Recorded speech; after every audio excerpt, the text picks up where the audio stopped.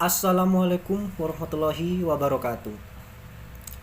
Kami dari kelompok 5 akan mempresentasikan dan membahas tentang study case yang kami dapat, yaitu mengenai perusahaan Alibaba dan global e-commerce. Sebelumnya, memperkenalkan diri kami terlebih dahulu. Nama saya Aldus Setiawan dengan nomor NIM 141221009. Saya Fahma Qurrata Ayun dengan NIM 141221003. Perkenalkan, nama saya Adinda Putri Nurhaliza dengan NIM 141221028. Perkenalkan, nama saya Nabila Sinjari Sandi dengan NIM 141211032. Halo, saya Agiltri Penasiti dengan NIM 141221041. Sebelum masuk ke materi intinya, izinkan saya untuk memperkenalkan dan memberikan gambaran umum mengenai perusahaan Alibaba ini. Jadi, perusahaan Alibaba adalah perusahaan startup yang bergerak di bidang e-commerce yang berasal dari Cina. Saat ini perusahaan Alibaba sudah multinasional, jadi sudah mencapai lingkup internasional dengan user yang sangat banyak dan tentunya market cap yang sangat besar. Inti dari perusahaan Alibaba ini adalah mereka mempertemukan penjual dan pembeli di suatu pasar abstrak, yaitu startup yang dibuatnya ini. Menariknya di sini adalah perusahaan Alibaba saat ini mampu menyaingi perusahaan yang setara sepertinya, yaitu perusahaan Amazon dan eBay. Yang kita tahu bahwa perusahaan Amazon ini sudah bertahun-tahun menjadi perusahaan yang terbesar yang bergerak di bidang e-commerce ini. Namun sekarang muncul yang baru, yaitu Alibaba. Namun perbedaannya di sini adalah perusahaan Amazon tidak hanya menjual barang dari produsen ke konsumen, mempertemukan mereka. Namun perusahaan Amazon juga mengeluarkan produknya sendiri. Berbeda dengan perusahaan Alibaba, perusahaan Alibaba pure menjual produk, pure mempertemukan penjual dan pembeli secara internasional, dan mereka tidak mengeluarkan suatu produk atau menjadi khasnya mereka. Mungkin itu gambaran umum secara singkat dari perusahaan Alibaba, dan untuk materi selanjutnya akan dibahas oleh rekan-rekan saya. Terima kasih. Selanjutnya adalah tokoh.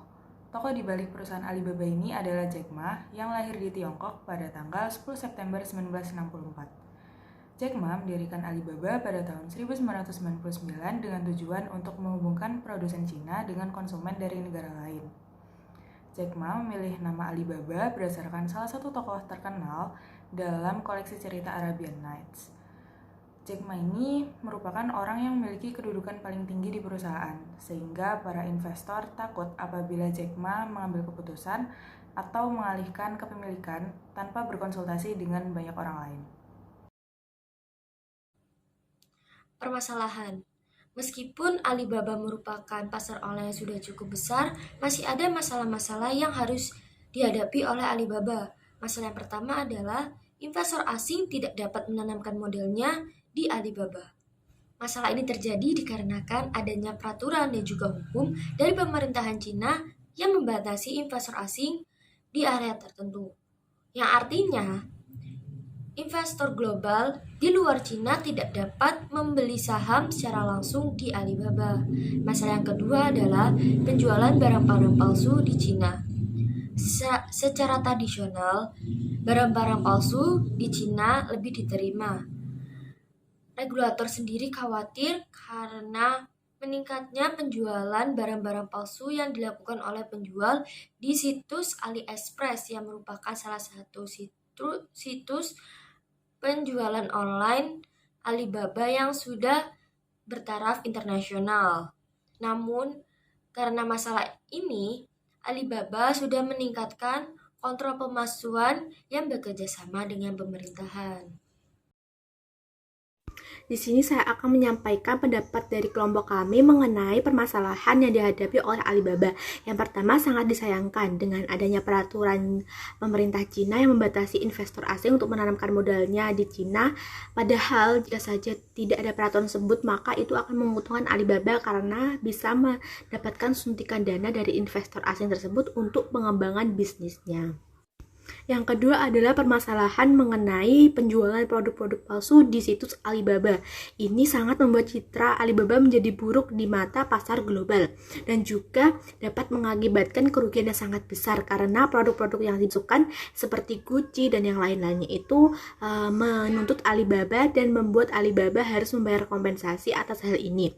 Dan juga maka dari itu Alibaba bisa menciptakan suatu perlindungan konsumen untuk mengatasi hal ini. Berikutnya ada beberapa pertanyaan terkait case Alibaba and Global E-commerce. Pertanyaan pertama, apa saja hambatan yang dihadapi oleh Alibaba saat berekspansi secara global? Menurut pendapat kami, hambatannya adalah the legal barrier problem, yaitu masalah hukum atau kebijakan pemerintah. Pemerintah Cina memberikan batasan investasi asing di beberapa perusahaan Cina dengan alasan keamanan, salah satunya di perusahaan Alibaba. Karena hal tersebut, perusahaan Alibaba mengalami kesulitan untuk berekspansi lebih luas di skala global. Berikutnya, pertanyaan kedua.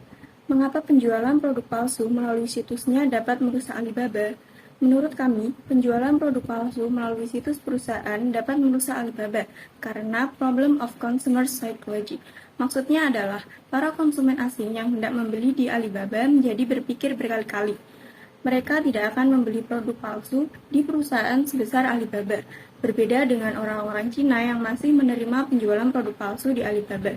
Alhasil, citra perusahaan Alibaba menurun dan mengalami kerugian akibat menurunnya konsumen perusahaan.